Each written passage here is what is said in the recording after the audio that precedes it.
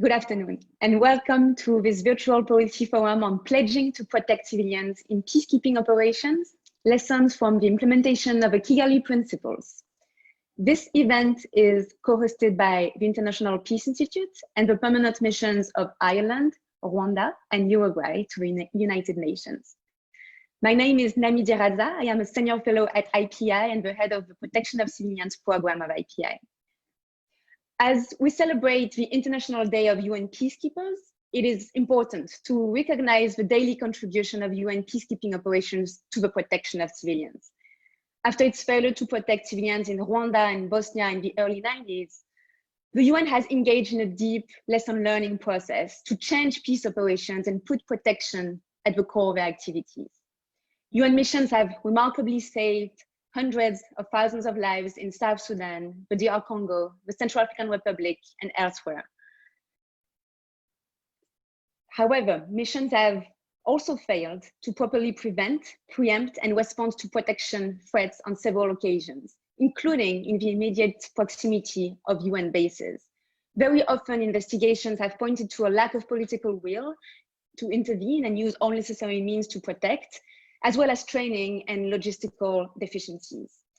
In an effort to address these shortcomings, the Kigali Principles on the protection of civilians were adopted 5 years ago at the high-level International Conference on the Protection of Civilians in Rwanda, which gathered member states contributing troops, police, and financial support to UN peacekeeping operations. The 18 principles are a set of non-binding commitments and pledges taken by member states to enhance the implementation of protection of civilians in peacekeeping operations. The principles focus on the training of troops, their performance, and their readiness to identify and address threats, including through the use of force.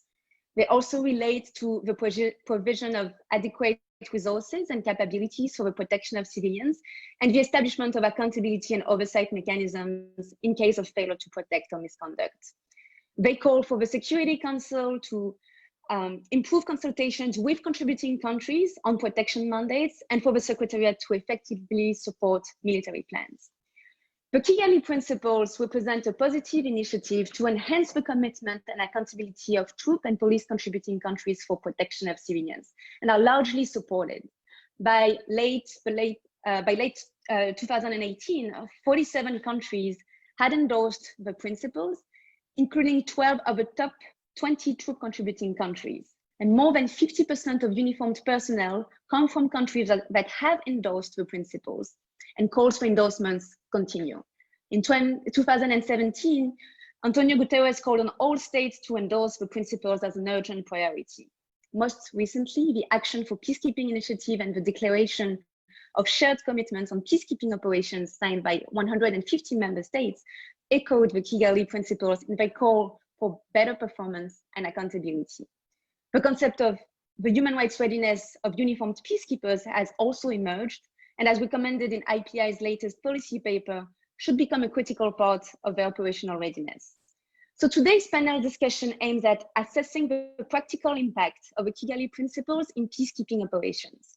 We will discuss the extent to which troop and police contributing countries have incorporated the principles and how they have adapted training, demonstrated enhanced operational readiness, strengthened performance, and established accountability mechanisms to better protect civilians. But before we turn to the panel, I would like to invite Her Excellency Ms. Geraldine Byrne-Nason, Permanent Representative of Ireland to the UN, and Her Excellency Ms. Valentine Rugwabiza, Permanent Representative of Rwanda to the UN, to make opening remarks. Ambassador Byrne-Nason, you have the floor. Thank you very much indeed. It's great to be here. Great pleasure for me to be here with my dear sister Valentine and to welcome you to this discussion. I want to express my deep appreciation to Rwanda for their role in initiating the Kigali Principles, importantly for their bravery and determination to learn and share lessons from what was a terrible tragedy that the country suffered, and for also bringing forward principles that will, as we've just heard in the introduction, hopefully help prevent any other country suffering such an experience. All of this week here at the UN, we're considering the complexities of what at first sight should be a simple, straightforward task: protecting civilians. Those of us who have had experience of conflict or who are peacekeepers know that it's far from simple. And we also know that when protection fails, the consequences are absolutely devastating. So looking today at the complexities of the task within peacekeeping is a really important issue, I believe. There are now about 95% of our peacekeepers in 6 missions, and they have specific protection of civilian mandates. We really do need to look carefully at how missions are carrying out those tasks. You're right that the Kigali Principles provide us with the framework by which peacekeeping activity can be guided. But to be frank, the framework is of little use if it's not fully implemented. And the Secretary General's recent report on the protection of civilians, for me, outlines the enormity, the scale of the task that our peacekeepers face. And there are, we have to recognize it, extraordinary challenges and far too many instances where the deliberate targeting of vulnerable people and communities is still happening. The Kigali Principles themselves are crystal clear. Our peacekeepers must be prepared for the tasks set for them. And in that regard, we know that capacity and training is really of vital importance. And I'm delighted that my country, Ireland, has been able to make protection of civilians training available to other troop contributing countries from across the globe. We're going to continue to consider how we can innovate and share our expertise and our hands-on experience of peacekeeping in what is clearly a fast evolving and a challenging environment that we're operating in. We're working with the Auschwitz Institute to provide online training on prevention of atrocities, and we're supporting the Gaming for Peace project to provide free online training tools that will help train peacekeepers in the skills that are needed to actually deliver their protection of civilians' mandate. Let's be frank, without the proper resources, peacekeeping operations will never be able to fulfill the roles we set. There's a responsibility on all of us, I believe, to ensure that operations are designed to meet the needs of the challenges peacekeepers face on the ground. Peacekeepers need the resources necessary to carry out those tasks. Ireland has over 60 years of unbroken participation in peacekeeping, and from that we have expertise and experience. But we are aware of our responsibility, and we're certainly willing to continue to play our part. We would love to do that if elected at the Security Council table for 2021-2022. We're delighted to be here at today's discussion, where there's a really rich array of experts, policymakers, dear colleagues, peacekeeping contributors, as well as some of the first signatories to those important commitments I've just spoken of. Their views on the implementation of the principles and the broader implications, as I see it, for the operationalization of the principles really are what we're looking for here today, so we can have some more insight into, on the one hand, how far we've come, and frankly, on the other hand, how far we have to go, how much we still have to do. So it's a discussion that I'm really looking forward to, and I know we're going to learn from that, and not least from my dear sister, for whom I have such enormous respect and affection, dear Valentine. So thank you very much, moderator. Thank you very much, Ambassador. Let me now turn to Her Excellency Valentine Rwanda. The floor is yours. Thank you very much. Thank you very much. And really, I would like, my first words is, first of all, in the direction of all of you who are joining us today for this critical conversation, but also to my friend and sister, Geraldine, and our friends from the Mission of Uruguay, with whom we are co-hosting today's event. And of course, you, the IPI, who's really hosting today's important event on such an important day, on the Peacekeeping Day. So thanks to all of you. Thanks really to all of you. We are here, as was just really shared by Geraldine, to take stock on the progress that was made since the adoption of the Kigali principles on the protection of civilian. And as you mentioned during your opening remarks, they took place 5 years ago, exactly 5 years ago, actually this month. We will explore during this meeting the extent to which the troop contributing and police contributing country have incorporated the 18 principles into their efforts to deliver peace, protection of civilian mandates, and the challenges that they are still meeting.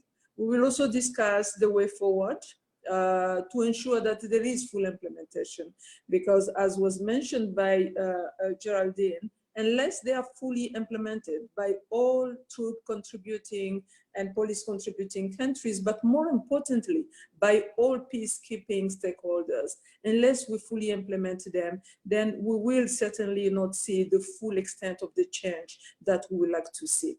Rwanda has made significant progress in incorporating the principles in the way we deliver on our peacekeeping missions. I will just mention two tangible areas. The Kigali Principles have really become part of our training curricula. We ensure that all our peacekeepers have an in-depth and cross-cutting understanding of the realities on the ground, even before being deployed. This is essential given the complex nature of peacekeeping missions, but also given the volatile and situations in which peacekeepers are being deployed. So it is important that we make sure that they are ready for the task they are deployed to serve. This also involves instilling in our peacekeepers the confidence to act in appropriate and effective ways to protect civilians. Because as you yourself said at the beginning, we found that most of the times when action towards protecting civilians has not been taken, it's really by lack of will or hesitation, wondering, the peacekeepers wondering, or their commandants, if they actually have the authority to use force. And yet the mandates are rather, the Kigali Principles will help clarify that.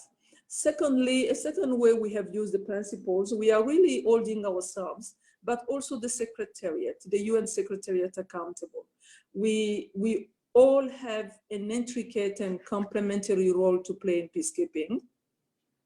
And when any of us fall short of its responsibility, the consequences are tragic. And I don't need here to mention some of the most tragic consequences that we all remember in the past in terms of failure that have ultimately been presented as failure of peacekeepers, but which in reality were failure of peacekeeping stakeholders, not only failures of peacekeepers. The principles bring that much needed clarity that I have mentioned. They break through the ambiguities on the field. They hold peacekeepers to the highest standard of conduct. The principle also provide a wall of emission response to the protection of civilians at an operational and both a tactical level. The principles do require peacekeepers to have the appropriate resources and capabilities to succeed on the field. The principles demand for mandates to be accurately matched with resources on the ground. The principles necessitate impartiality because impartiality means adherence to the objectives of the mission mandate, which is rooted itself in the principles of the UN Charter. Most importantly, the principles place the protection of civilians at the heart and center of all our efforts. And again, let me remind just here in closing that whenever a peacekeeping mission fails to protect civilians, that's really called into question the credibility of the entire peacekeeping the entire peacekeeping undertaking, but also the credibility of the UN. And we've seen that. So this is what is at stake, and really the credibility of peacekeeping missions vis-a-vis the host communities. And unless we can earn the trust of the host communities, then that will have a negative impact on the effectiveness of peacekeeping. And there is only one way to earn the trust of the host communities. It is really to fulfill the protection, their protection, to protect them as they expect. Thank you very much, and very much looking forward to the conversation. Thank you so much, Ambassador. It is now my pleasure to introduce Ms. Bintou Keita, Assistant Secretary General for Africa in the Department of Peace Operations and the Department of Political and Peace Building Affairs, for an introductory keynote. Bintou, the floor is yours. Thank you so much, and thank you for inviting me to join this conversation. And actually, I feel very, at the same time, it's a critical conversation, but it is also a particular day today. And a number of you were in this morning in the Peacekeeping Day, where we are looking at the peacekeepers, and it's a morning event. And also, at the same time, it was about making sure that we have awards which are given. And the theme of this year with the women peacekeepers, we have 2 women who have been awarded. So it's a strange time when we are having this conversation, but I think it's important to mention this. So good morning and afternoon and evening, depending on where you are in the world. Excellencies, generals, and distinguished guests and colleagues. Let me thank IPI for this invitation, as well as the permanent missions for Ireland, Rwanda, and Uruguay for inviting me to join this conversation. Clearly, protection of civilians is at the heart of what we do now in the context of peacekeeping. And as you all have mentioned already, the trust and the confidence of the population lies within the fact that no matter what happens, there will be no breakdown in the communication, in the authority, and the ability to act, because this is the first port of call by being present on situ. And it's also, and you have reminded it, that it is critical to our success. And I like the emphasis that you've put on the all-encompassing responsibility. And I like the way you framed it. If there is a failure, it's a failure of all of us. So there is no finger pointing, because we are all stakeholders of the protection of civilians, of peacekeeping.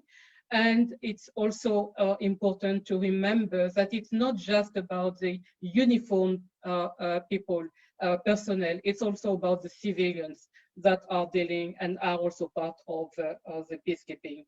And the stakeholders, it's also important. Some of you have reminded us that if we have a peacekeeping mission, we have to ensure that all the elements are there in order for the resources that are necessary to be also present. So then there is no excuse, because there is no resources that accompany the mission and the assignment which is provided. With regard to the Kigali Principles, every time I see the 18 principles, I worked in Rwanda from 2004 to 2006, and I will always remember the implication and the consequences of what has meant the genocide. And at the time I arrived there in 2004, January, we had more than 2,600,000 children, orphan and vulnerable children. So for me, it's very vivid what it means, something happening. I was not in Rwanda at the time the Kigali Principles were adopted, but I think really there is a thread between each one of the principles. So we cannot have one and not have the other. They are all interlinked, and this is the key to the success of it. already reminded by some of you on this in the introductory remarks, is the fact that the Secretary General has called, endorsed, and say that he wants member states to rally the call around the Kigali Principles. So he has welcomed them. And clearly, when we look at them, it's about partnership. And it's not just about loose-end partnership. It's not just about talking, saying the nice thing, but it's also walking the talk and making sure that we have this strong partnership around the Kigali Principle, because it's only with that that we will have success. And today, if in a way I'm looking at where we have landed in the conversation, which is still an ongoing conversation with the Action for Peacekeeping, and I think you said it also in the introductory remarks, we believe that it is another way to rekindle all the elements that we need to make sure that we have a strong way to respond to the needs of the protection of civilians. Now, going into what is the core of this conversation today, which is about performance and accountability, and being reminded that the Secretariat, as well as the member states and the uniformed people, all have a responsibility, I want to highlight the three key aspects of what we as a Secretariat have taken as our part of accountability in terms of the performance and accountability. So we all agree, there is no secret about it. An effective peacekeeping is about having a strong performance and accountability framework. So I'm pleased to report that we have already taken these considerations, this concern into our policy for protection of civilians. And it's not just about the policy, it's a combination of the policy and the handbook, which has been launched very recently, which clearly are articulating the elements around a strong accountability framework. And for that, when I look at the key elements that I would like to highlight, is everyone agrees it makes a difference if we have a strong leadership in relation to the will and the political will to protect civilians. But it is also not just, and I insist, and I'm going to keep insisting, it's not just about the uniformed people, although we are focusing on it today. It's about the all of mission encompassing the endeavor for peacekeeping and protection of civilians. I'm also pleased to report, as a secretariat, we have our colleagues from DPET who have done a tremendous work, starting with pilots and now rolling it out in all the missions, what we call our compliance comprehensive performance assessment system, CPAS.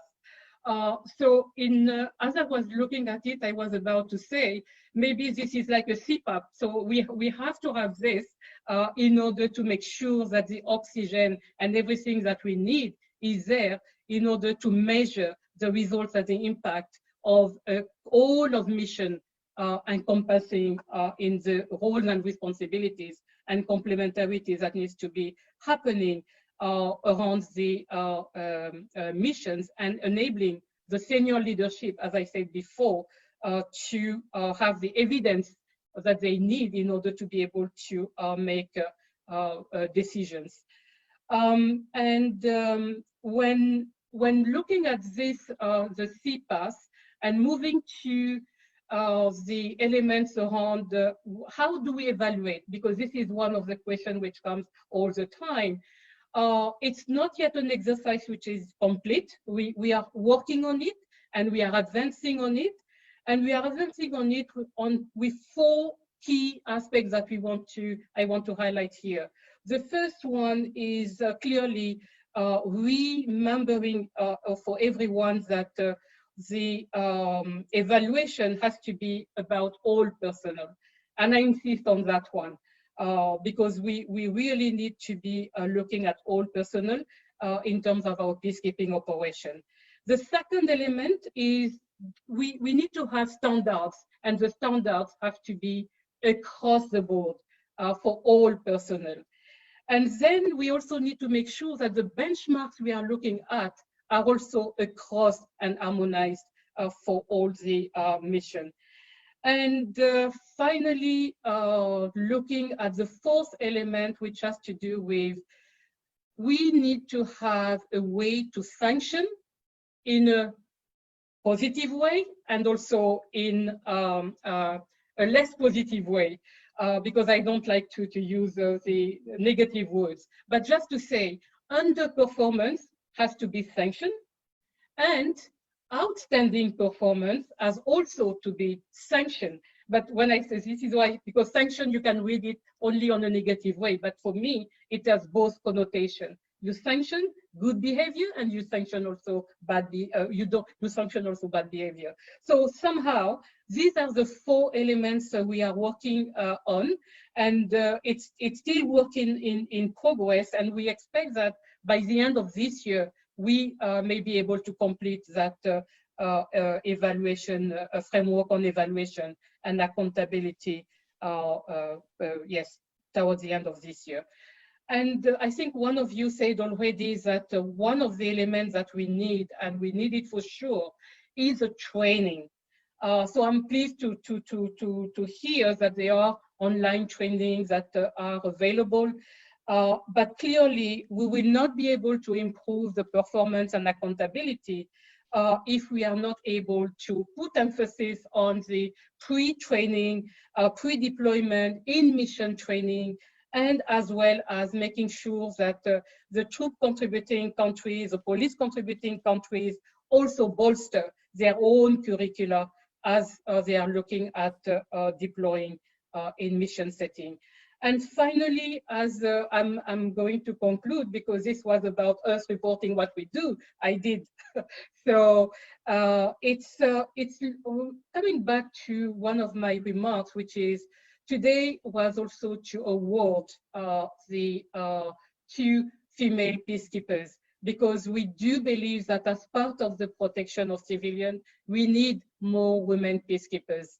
And it's not here because you are already an audience very familiar with why it matters. So I'm not going to enter in why it matters, because we all know why it matters.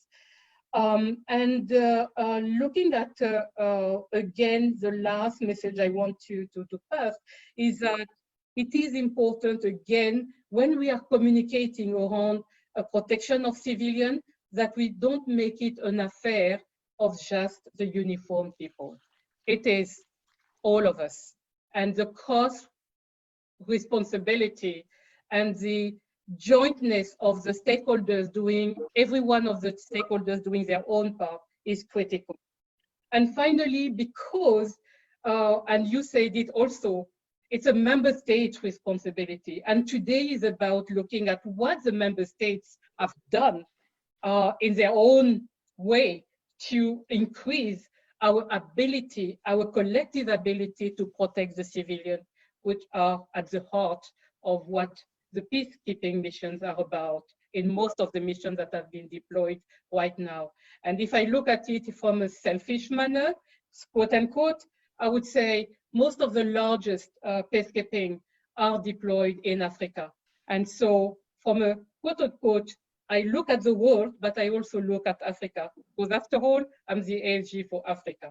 So I want to make sure that all of us in the various capacities, roles, and responsibilities, we are ensuring that no one is going to be left behind, not attended to, for reasons that have nothing to do with the training, the abilities, the authority, the command and control, and everything, which and the quality of equipment and the ability of having the appropriate air assets to be mobile and being responsive as quickly as possible. So thank you very much for giving me the opportunity. Thank you so much, Bintu. Thank you for highlighting all these initiatives from the Secretariat to improve performance and accountability, from the Integrated Performance and Accountability Framework to the CPAS to the revised documents, policy documents that DPET has produced. I think, as you said, peacekeeping is a partnership, and the success of a protection of civilians depends on not only the military, but also the civilians and the police, not only the troop contributing countries, but also the secretariat, member states, the council. I think we can now turn to our panelists, because we need to have these complementary perspectives on what member states are doing in practice to support protection efforts and demonstrate their adherence to the Kigali Principles. ASG Keita, I understand that you may have other commitments on this very busy day, Peacekeepers Day, and we may have to leave at some point, but I really want to thank you for being among us to start off this conversation. So let me introduce our panelists. His Excellency Ambassador Carlos Amorim is the permanent representative of Uruguay to the United Nations. Ambassador Amorim previously served as the Secretary General of Uruguay's Ministry of Foreign Relations and was Uruguay's ambassador to Brazil, Poland, and Lithuania. Lieutenant Colonel Raul Bazatoha is the Defense and Military Advisor of the Permanent Mission of Rwanda to the UN. He has been active in the Rwanda Defense Forces for over 25 years and previously served in the AU-UN operation in Darfur. Mr. Eshete Tilahun is the Minister Counselor for Political and Security Council Affairs at the Permanent Mission of Ethiopia to the UN and previously worked for the Ethiopian mission to the AU. And finally, Ms. Alison Giffen is the Director of Peacekeeping of the Center for Civilians in Conflict, CIVIC. She previously served as the Senior Advisor for UN Peacekeeping in the US State Department and also worked for the Stimson Center and for Oxfam in Sudan. So our panelist presentations will be followed by a Q&A session. So as they deliver their remarks, I invite the audience to use the Q&A box at the bottom of the screen if you would like to ask a question to panelists. There will also be an opportunity to use the raise hand function during the Q&A to directly intervene via audio. But I will first give the floor to Ambassador Carlos Amorim. Ambassador, with more than 1,000 troops deployed in peacekeeping operations, Uruguay is a major troop contributing country and also one of the early signatories of the Kigali Principles. So can you tell us more on the value of the Kigali Principles, the way they are currently being implemented by Uruguay? Thank you. Thank you very much. Well, first, good afternoon for everybody.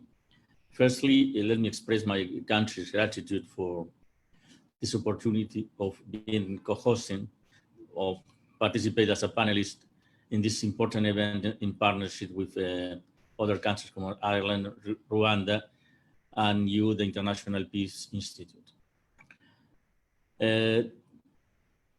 As today is the International Day of United Nations Peacekeepers, I would like to pay tribute to the uninformed and civilian personnel invaluable contributions to the work of the organization, as to honor those who has been lost their lives serving under the UN flag. This year, the challenges and threats faced by our peacekeepers are even greater than ever, as they are not only having to cope with the COVID-19 pandemics, but also support and protect people in the countries that are based in. I have to personally thanks the previous speakers, my colleagues, ambassadors, Geraldine and Valentin, as well as the ASG Kaiti, because the statement has covered at the great extension, many of the aspects I wanted to raise today. So I will stick to a few reflections on the political value of the Kigali Principles to advance POC in the field and their operational activities on peacekeepers' preparedness and readiness to protect. Uruguay, well, I think that you already mentioned, is a strong supporter of the implementation of the Kigali Principles in peacekeeping operation. As you underlined, Uruguay was one of the first countries to adhere to such principles in June 2015. We consider that the Kigali Principles have an important political value, as they recognize the importance that the protection of civilians has in preserving the physical and moral integrity of people in conflict situations, particularly the most vulnerable population. I would strongly recommend everyone to take a few minutes to actually read the 18 principles and to realize how a great contribution they are to improving the protection of civilians. The principles talk about many crucial issues such as training, mindset, avoidance, post caveats, prevention, action, leadership, and accountability.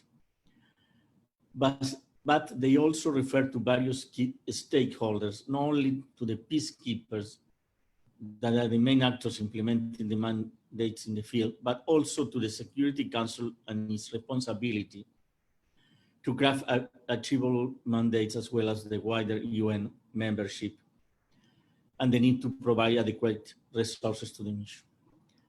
Now, if we turn to the operational impact of the Kigali Principles, I can assure you that Uruguayan peacekeepers do their best to follow those principles in their day-to-day mission. In short, our peacekeeping must complete many training courses prior to development. We deploy without caveats, with the appropriate mindset to protect civilians and prepare to perform the tasks at hand. We also pay a great deal of importance to the accountability in POC, and we work both at our national level and at the multilateral level to ensure appropriate levels of accountability. In conclusion, our country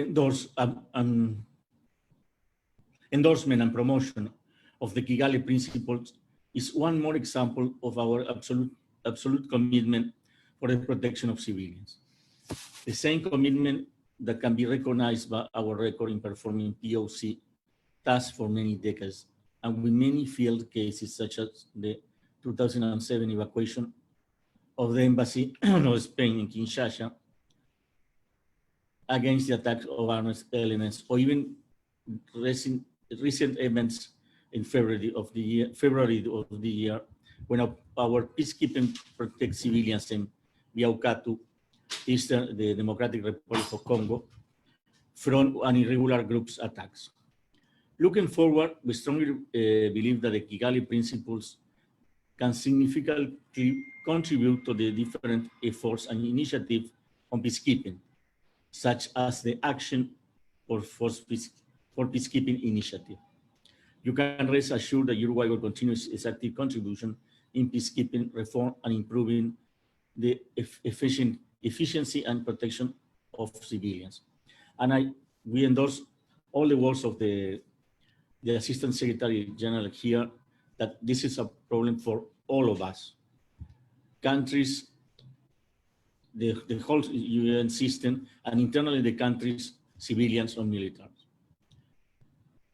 I thank you for all attention. I look forward to a fruitful discussion. Thank you very much.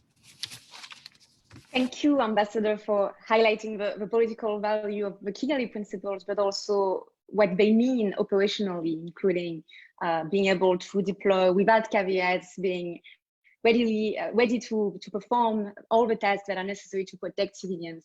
And I will now turn to Raul. Raul, Rwanda has been extremely active in promoting the Kigali Principles that emanated from the high-level conference organized in your country 5 years ago. And Rwanda is also the third contributor to peacekeeping, with more than 5,000 troops and 1,000 of police personnel. So can you share your views on the practical implementation of the principles, and maybe give us examples on the way Rwanda has been preparing and monitoring its troops and personnel to ensure the right posture in the field? And also maybe what are the remaining challenges, and what way forward do you envision to expand the implementation of the Kigali Principles and the endorsement?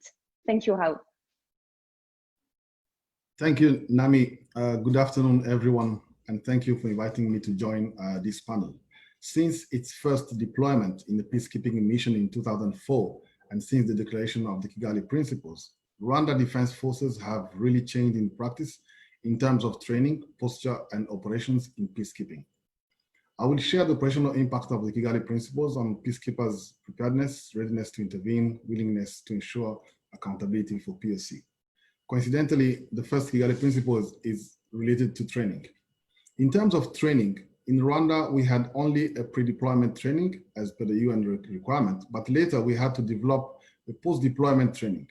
There were so many lessons learned from each previous tour of duty that we had to establish a 2-week post-deployment training to collect valuable information with the aim to inform our training cycle, especially for the specific mission training.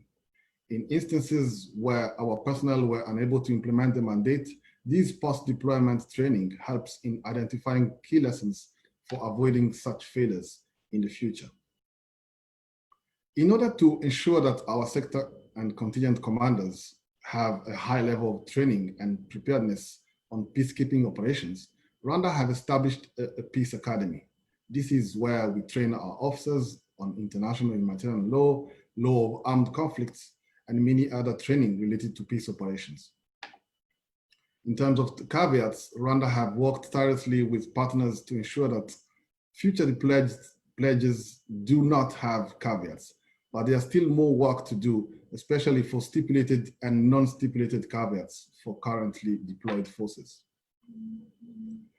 The principle related to the identification and communication to the UN of any resource and capability gaps made us negotiate with a strong position what is the adequate type of equipment under MOU negotiations with the UN Secretariat for existing and future deployment. For example, given the experience of our troops using land cruisers for patrols in Rwanda, during MOU negotiation, we demonstrate to the Secretariat that in an operational environment in which hostile forces have control, it is much more easier to dismount during a patrol from a land cruiser where soldiers faces threats than dismounting from an SUV type of vehicle unless it is armored. And of course, the cruise report that came after the deadly event in South Sudan in July 2016 proved us right as one of the effective recommendations to reduce peacekeeping personnel fatalities and injuries from acts of violence was that the SUR, which is the Statement of Unit Requirement, and MOUs should include personnel, equipment, and activities that permit a proactive, robust posture. And the UN Secretariat is approving those requests. In identifying potential threats to civilians and proactively take steps to mitigate such threats, Rwanda contingents in different peacekeeping missions have carried out activities in form of outreach programs, quick impact projects, as well as the introduction of homegrown solutions in response to emerging needs and as a concept for community development. These activities create a conducive environment and build a relationship based on trust with locals and assist in winning the hearts and minds of the host population. These initiatives, which are funded by our own peacekeepers, are the construction of rehabilitation or school classrooms, construction of women markets, construction of energy saving stoves, carried several community works, and the supply of potable water to the needy in IDPs and locals. These activities make the vulnerable population share their immediate threats and allow us to plan for their protection. Rwanda believes in rapid deployment arrangements and have pledged on its own or with partners, units, and capabilities. Accountability is a central aspect of good governance by the leadership in Rwanda, and it applies to the armed forces as well, where we need to hold our own personnel on the highest standard of conduct and to vigorously investigate and, where appropriately, prosecute and any incidents of abuse. Rwanda has deployed in each unit a national investigation officer since 2011. It was mandatory by the UN Secretary General early 2016, 5 years later. So Rwanda Defense Forces deploys professional lawyers who serve the two purposes, prevention and investigation. During normal time, they provide continuous training in our on crime prevention, do's and don'ts to all peacekeepers in the unit, but also conduct investigations when crimes are committed. I would like to highlight the remaining challenge to expand endorsement and implementation in the different interpretation, which is the different interpretation by member states on the UN principle of non-use of force except in self-defense and defense of the mandate. And debate like these ones could help in clarifying that the Kigali Principles were not designed to justify any operation conducted against armed forces of the host nation or in any regime change efforts. Instances where the use of force as per the Kigali Principles should be used is the use of force against combatants from any armed individual or armed groups that intend to kill innocent civilians, individuals that intend to rape women on their way to fetching either water or food or wood, or any armed groups, combatants, or rogue soldier from host nation that mount an ambush to rob humanitarian aid and intending to kill or harm humanitarian convoys. And I would like to stop here and then wait for, welcome any question. Thank you very much. Thank you very much, Raoul. Thank you for sharing with us all these very practical lessons from Rwanda, especially in terms of training. I think this option of having actually lessons learned being collected through post-deployment training is a very interesting one, and also systematizing the identification of capacity needs in coordination with the Secretariat, and the importance also of national accountability mechanisms and the early deployment of national investigation officers to make sure that accountability will be ensured. So thank you for this. And I will now turn to Mr. Tilahun from Ethiopia, which was among the first signatories of the Kigali Principles as well, and is also the biggest troop and police contributor to peacekeeping. So my question is, how has Ethiopia implemented the principles, and do you have any lessons learned from your own experience in the field in terms of robust performance for the protection of civilians? Please, the floor is yours. Thank you. Thank you, Madam Moderator.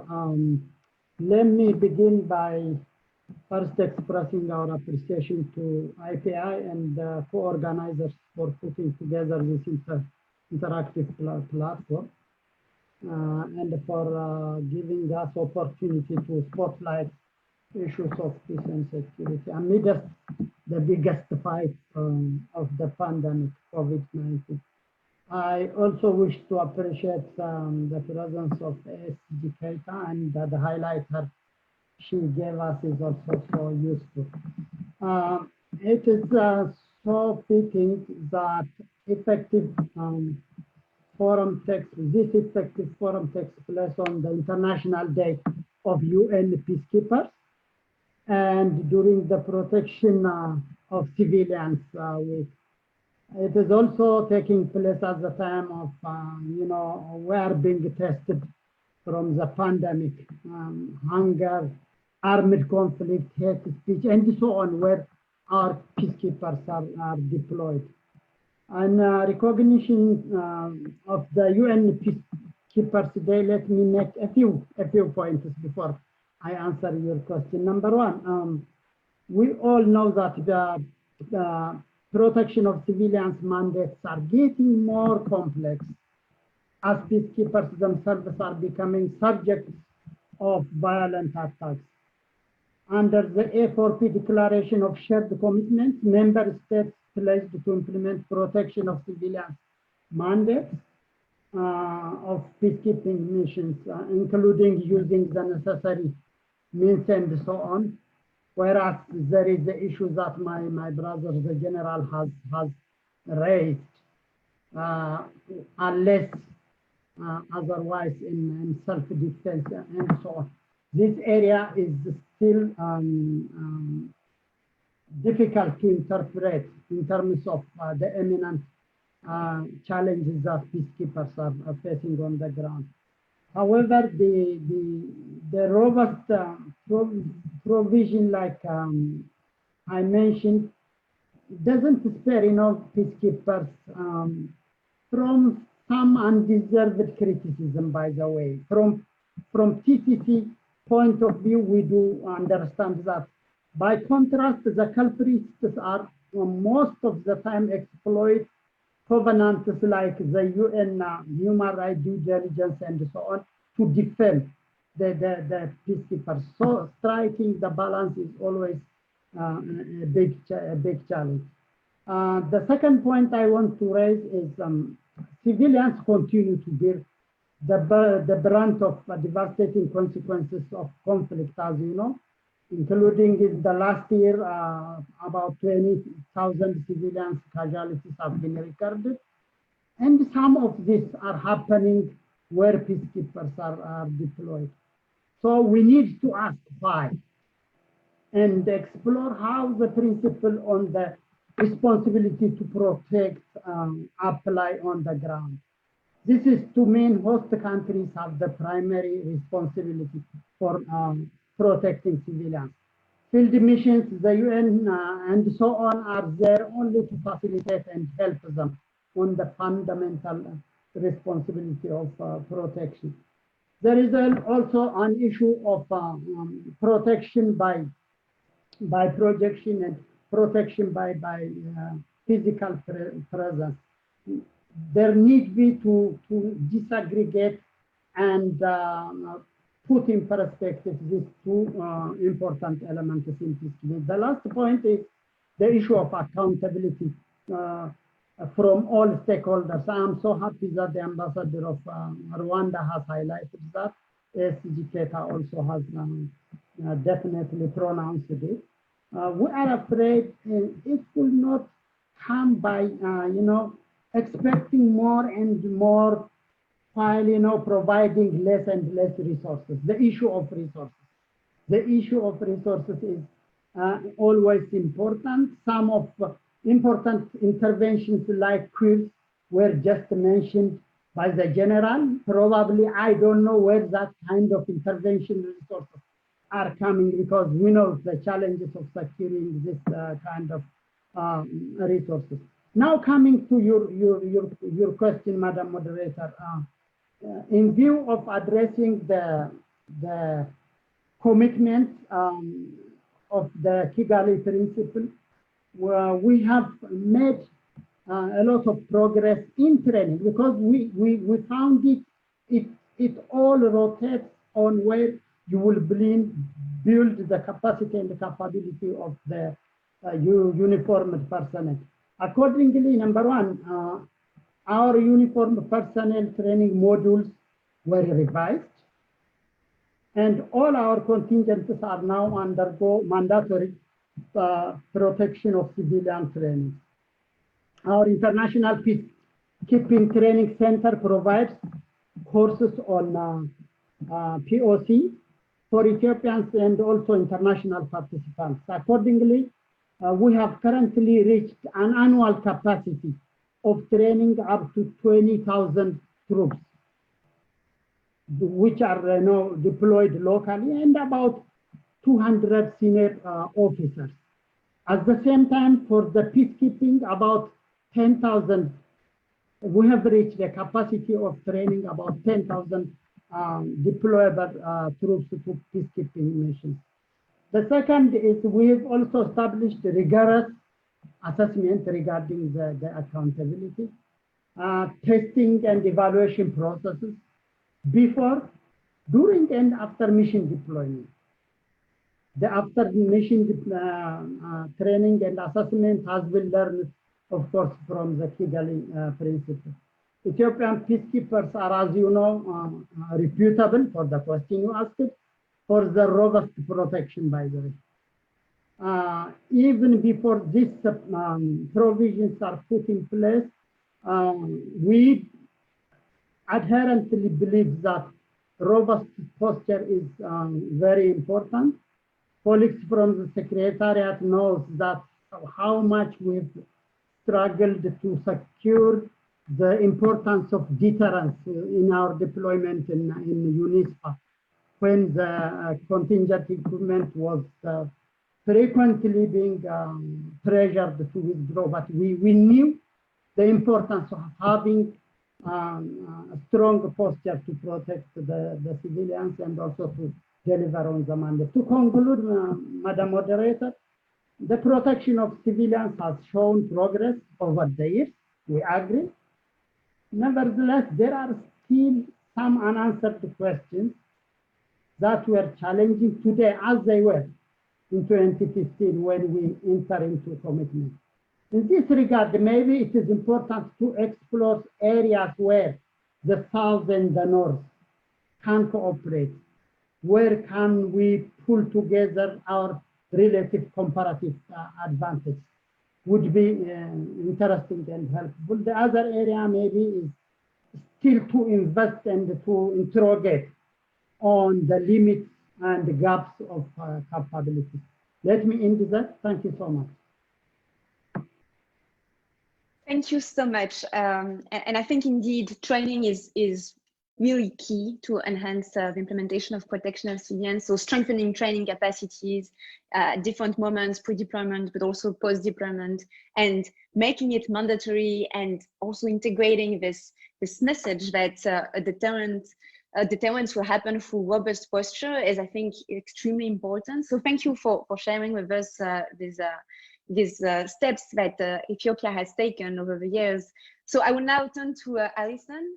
Alison, you have been following developments related to peacekeeping and protection of civilians for years and participated in the early debates that led to the adoption of the Kigali Principles. So I wanted to ask you what has really changed according to you in practice in terms of training, posture, operations, but also follow-up to underperformance related to protection. And can you tell us whether you see that troop and police contributing countries that endorse the principles actually perform differently on protection, and what are the remaining challenges? Thank you, Alison. Thank you so much. And thank you to the permanent missions of Ireland, Rwanda, and Uruguay, as well as IPI for hosting this important event. I'm very pleased to be participating in this event because it's on International Peacekeepers Day, but this year that also happens to coincide with the 2020 Protection of Civilians Week. As Namie mentioned, 5 years ago today, I had the privilege to speak at the conference hosted by the Republic of Rwanda, where the Kigali Principles were launched. In the relatively short amount of time that has passed since, many member state and UN Secretariat efforts have helped to advance the goals of the principles. I think it would be difficult for us today to sort of find a causal link between those efforts and the launching of the principles, but I am confident that some of them are there. I have, in a longer version of my remarks on Civic's website, civiliansinconflict.org, some consideration of these efforts that have been made. However, I'd like to focus my comments now on why we must continue to invest in protecting civilians and implementing the Kigali Principles, and what more needs to be done to realize the commitments outlined in the principles, specifically the commitments to ensure that mandates are matched with resources, which of course has been brought up a number of times today. For more than 2 decades, civilians have looked to UN peacekeepers for protection, and I want to remind folks that that is whether or not those peacekeepers were in uniform and whether or not the words protection of civilians were in a mission's mandate. UN peacekeeping operations must protect civilians not only to enable the missions to accomplish other mandated tasks, but because the promotion and protection of human rights is a key purpose and guiding principle of the United Nations. There is no reason to doubt that implementing the principles and investing in more effective protection is worthwhile. Mounting empirical evidence demonstrates that UN peacekeeping operations reduce violence against civilians. And Civic's ongoing research in the Central African Republic, the Democratic Republic of Congo, Mali, and South Sudan support this data. As one woman in Yei, South Sudan, relayed to Civic earlier this year, there is good improvement now since UNMISS conducts routine patrols and advocated for reopening closed roads and also removal of illegal checkpoints on the road. This woman had lost 7 family members who were burned alive in their home during an attack. Civic has plenty of other voices from civilians in Yei that said similar things. In terms of the principles that seek to match mandates with resources, significant work remains to be done. Civic's recent report, Protecting Civilians in Mali, Why Air Assets Matter for MINUSMA, details the negative impact that long-running gaps in critical capabilities has had on the mission's ability to facilitate local-level dialogue that diffuses conflict, to investigate human rights violations, and to proactively respond to physical violence against civilians. As one MINUSMA military official relayed to Civic, when there are flare-ups between signatory armed groups, it can sometimes take us 2 to 3 days to get out there. Given these gaps, it is critically important that new assets pledged at the recent MINUSMA Force Generation Conference are deployed as soon as possible. It is also important to recognize that the responsibility to match mandates with resources does not just fall to the UN Security Council, the UN Secretariat, and troop and police contributing countries, but also to the General Assembly's Fifth Committee, which must conclude this year's negotiations of UN peacekeeping budgets by the end of June. And this is where we have to take matching mandates with resources past, I think, how it's traditionally been conceived of, and how we need to further advance the Kigali Principles. Through in-depth research, Civic has identified capabilities that are critical to the protection of civilians, including field-level joint operations centers, joint mission analysis centers, strategic planning units, protection and gender-related advisors, human rights officers, and of course, air operations budgets. I urge not only the endorsees of the Kigali Principles, but also those that have endorsed the Declaration of Shared Commitments on UN peacekeeping to support these capabilities during the budget negotiations, and to always consider the impact that any downsizing, transition, or drawdown of a mission could have on the protection of civilians. In conclusion, I'd like to emphasize that the Kigali Principles and similar initiatives such as the Vancouver Principles on Peacekeeping and the Prevention of the Recruitment and Use of Child Soldiers and the ELSI Initiative for Women in Peace Operations are unique. They are voluntary, public, high-level commitments that provide a detailed set of solutions to well-known challenges, and as such, serve as an essential complement to the Action for Peacekeeping Reform Initiative.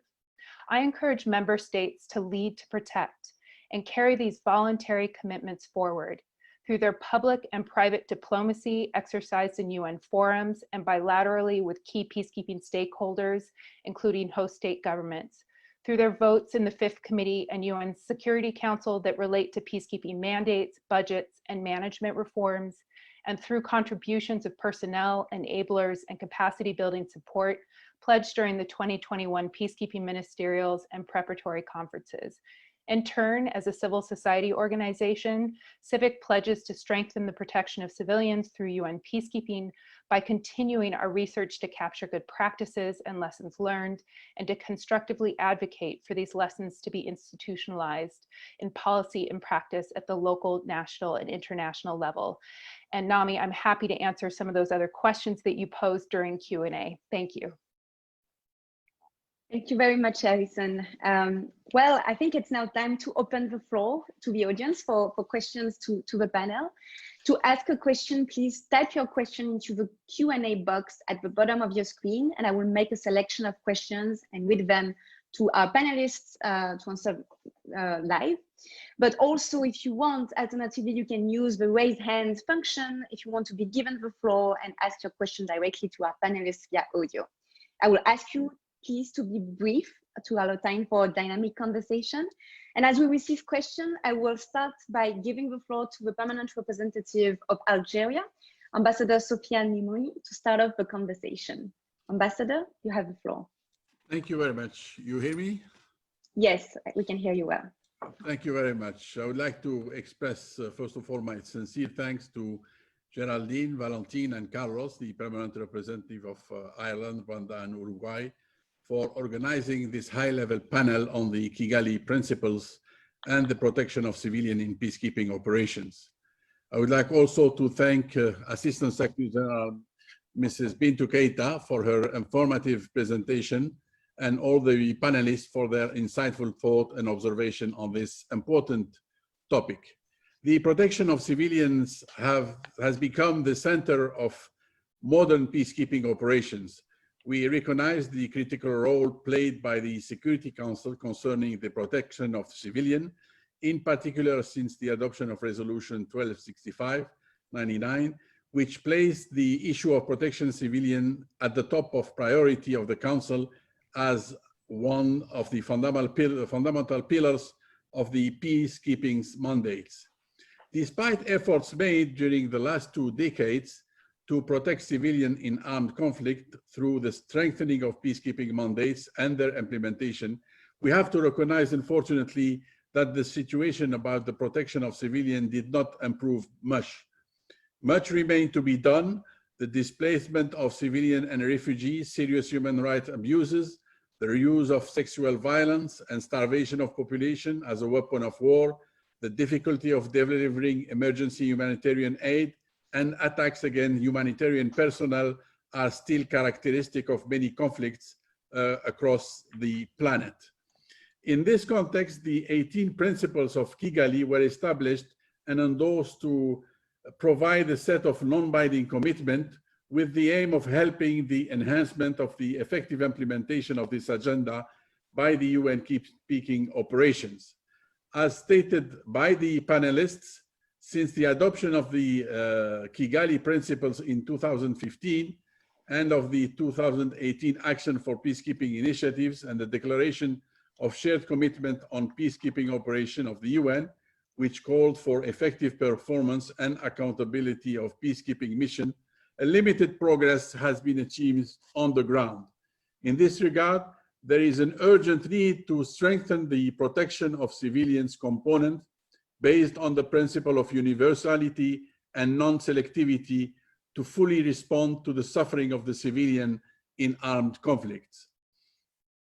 Tools required to achieve this aim already exist and are available, but we still lack a comprehensive, coherent, and specific approach to the issue of the protection of civilians, particularly where conflict arising from the foreign occupation are concerned, even though the United Nations has moral and legal responsibility to them.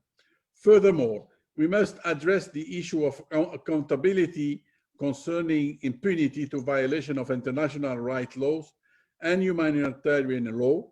In this context, Principle 12 of the Kigali Principles stipulate that there is a need to be vigilant in monitoring and reporting human rights abuses or signs of impending violence in the area in which the UN personnel serves. In this regard, I would like to ask the following questions to the panelists. To which extent this principle has been incorporated into the effort to enhance the delivery of protection of civilians mandates within all the UN peacekeeping missions? How the UN and the member states have, in your assessment, adapted training, performance, and established accountability mechanism to implement these principles. And let me conclude by stating our strong beliefs that there is a need to strengthen the cooperation and interaction with regional organizations such as the African Union, which has made a tremendous progress on this matter. In this regard, what are, in your views, the potential synergies between the Kigali Principles and other regional initiatives to strengthen the culture of protection among peacekeepers and peacekeeping stakeholders? And I thank you. Thank you, Your Excellency. Thank you very much for this intervention and your questions to the panelists. So I will continue with questions from the audience. So we received a few questions on the Q&A box. One of them is, in practice, under an imminent threat to civilians, how do TCCs and PCCs from different countries cooperate on POC if and when their countries have different views on the way the Kigali Principles should be applied? Another question on caveats.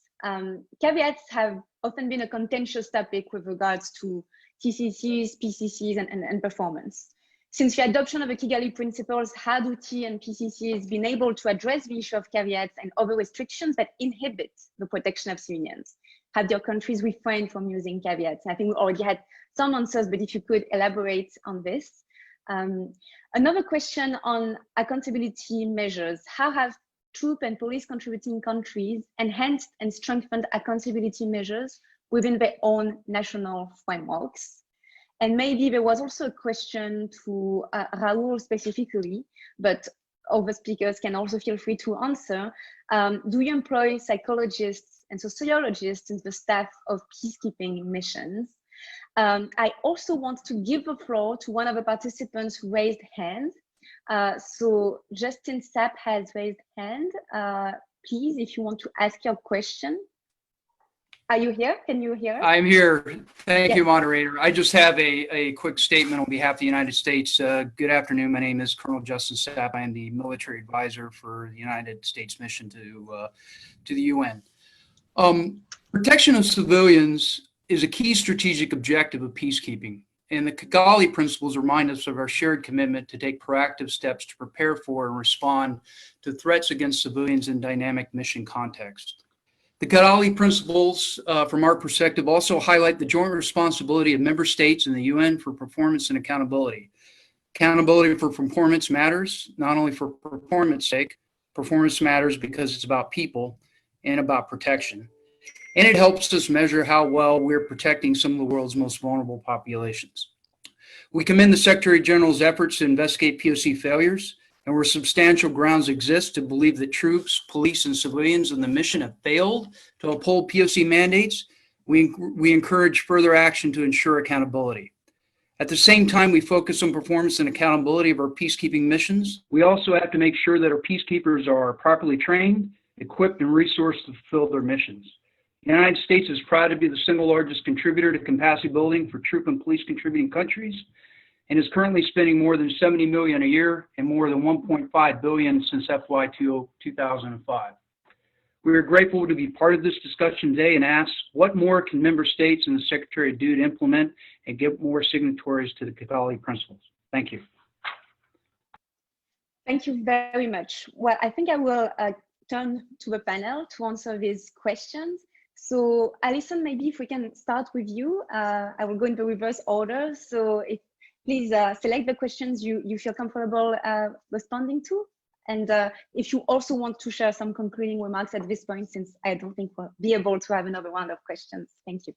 Wonderful. Thank you so much. I'm going to dive right into some of the contentious issues that were raised in the Q&A box here in Zoom. First, on imminent threat and the use of force. It is obviously one of the most delicate issues that comes up, not just politically, but operationally.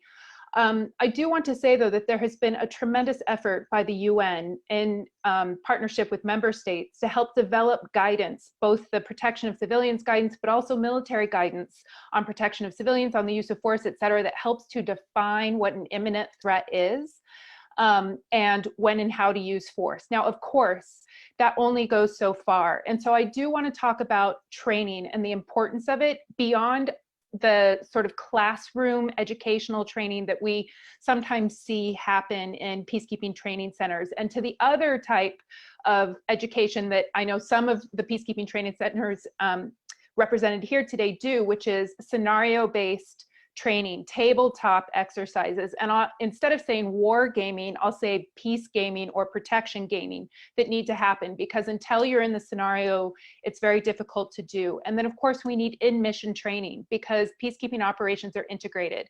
Civics research shows that the breakdown often comes because a military component doesn't quite trust the information that may be coming from the civilian parts of the component or from community liaison assistance, et cetera. And so we've got to do something to help build that trust, and also to increase and improve how threats are assessed and analyzed to make sure that there's no disagreement that there's an imminent threat that is about to happen, and what the appropriate response is, whether it's force or diplomacy or some other form of response that needs to take place depending on the threat that is posed. And I just will say one last thing, Namie, because I know we have so many others here. I was going to speak to caveats, but instead I want to mention something about special investigations and accountability, and really welcome the new guidelines that the Secretariat put together at the end of last year on how to undertake special investigations, how to improve the methodology of them, and what to do with them. We have seen special investigations undertaken when there's serious issues of underperformance or egregious failures. And so we want to see those taken forward, and for more TCs to know about them, and for more mission leadership to know about them. So thanks very much. Thank you, Alison. So I will now give the floor to Eshete, if you want to answer these questions. Thank you. Yeah, thank you so much. Let me begin from the issue of synergies. There are AU-led peacekeeping missions on the continent in Africa, and there are several progress in terms of the due diligence and so on. The majority of these standards are authorized from the UN. The peacekeeping missions themselves are authorized by the Security Council, and we see a lot of synchronization in what the regional mechanisms and the UN are doing. At the secretariat level and the two councils, I'm referring to Africa, the AUPSC and the UN Security Council have got a platform of exchanging views, and the secretariats are working very closely to support each other. Because of this, we see a lot of synchronization.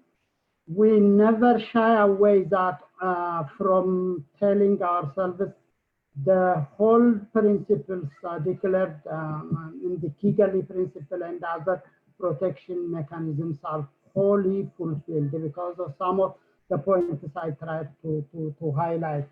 However, failure to protect would not be justified by no means, and the process of reflecting on these limitations is only to promote and to understand the need, how we can fully implement and meet our commitment. That is one point where I want to highlight. The other is on what more can member states do is very interesting from US. During negotiations, we do understand instead of the merits of the mandate, there are several occasions where positions are negotiated than the mandate itself. And this goes all the way up to the budget process, by the way.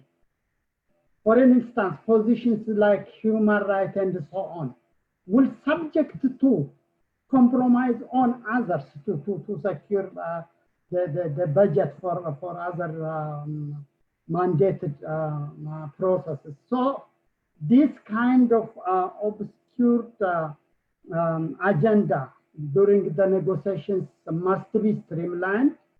I think this is far from desired, and a lot of energy is needed to that effect. On the issue of how the TCCs apply accountability, I must tell only the experience of my country. Number one, we have a round and round of rigorous evaluation process, which came as a tradition for the last several years, not only for the international deployment, but also within the country. That is why we are now training up to 20,000 uniformed personnel every year for domestic mobilization and in defense of the country. Let me stay only there. Thank you so much. Thank you. I would now want to give the floor to Ambassador Amorim. You wanted to take the floor now, right? So please. Well, maybe I don't go to all the questions because some related to us and all more generals and are related to everybody, especially the Secretariat too. But just I have a small comments about caveats. I already said in my first intervention that Uruguay deployed without caveats, which is clear is our policy to behave in this way, with strong rules to do that.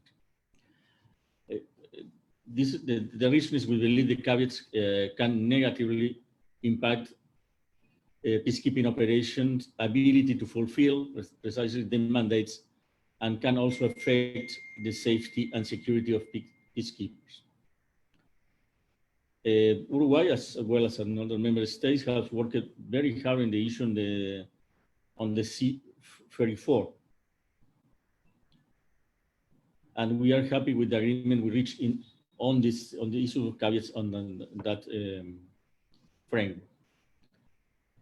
Finally, we can say that we believe more transparency on this issue are going to benefit everybody, the peacekeeping, and obviously the complement or the fulfillment of the Kigali Principles. Thanks. Thank you, Your Excellency. Well, Raul, the floor is now yours for the final word. So please feel free to answer the different questions that were asked. Thank you.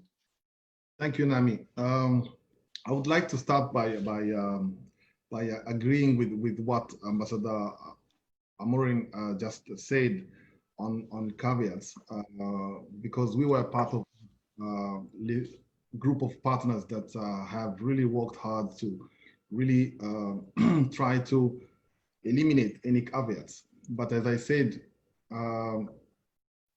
caveats for future pledges is fine, it's agreeable now, but the problem is caveats for currently deployed units. So that's where the work is really hard, and that's what is complicating the lives of other countries or TCCs and PCCs that have deployed also troops. But to come to the question of, in practice, under an imminent threat to civilians, how do TPCCs from different countries cooperate on POC if and when their countries have different views on the way the Kigali Principles should be applied? This is where caveats also comes into play, where you find your troops, troops of in a location like Bangui, then you are collocated with another country. Then you are asked by the force commander to intervene or to go and arrest a rogue general inside PK5. So unfortunately, when you have a different view on the use of force, they will only, at the end, they will only use those Kigali Principles endorses to go inside and face the threat, because they have agreed to pay the ultimate sacrifice in protecting the civilians, but also to face threat and to use force. So that's one of the challenges. And to the question that do we employ psychologists in our units? Yes, because at the end, we realize that there is a lot of levels of stress among peacekeepers due to the nature of their daily routine. And we have a psychologist deployed in each level 1 hospital, which is the hospital attached to a unit. I mean, an infantry battalion or an aviation unit. Thank you. I'll come back to the rest after. Thank you. Thank you, Raul. Well, I think today's conversation was extremely comprehensive in highlighting the political value of initiatives led by member states like the Kigali Principles, and in demonstrating what can be done in practice by troop and police contributing countries to honor these principles and fulfill protection of civilians' mandates more effectively. I think the principles are an incredibly valuable tool to complement efforts pursued by the Secretariat. Peacekeeping is, after all, a partnership and the manifestation of collective action to pursue peace and to protect civilians. It is also the most evident and visible embodiment of a people-centered UN, and its personnel needs to demonstrate that by all means, they will commit to do everything they can to protect local populations threatened by violent actors. So I hope that more endorsements of the Kigali Principles will follow, and that this conversation will create a sense of emulation among all peacekeeping stakeholders to do better in terms of implementing protecting civilians. So I would like to thank all our speakers for providing so many practical insights and sharing their experience. Thanks to Ireland, Uruguay, and Rwanda for partnering with us. Thank you all for participating in this policy forum and following us online. A recording of the event will be made available on IPI's website. And please stay tuned for more IPI events and research papers on the protection of civilians in the coming weeks. So thank you to all. Have a great day and stay safe.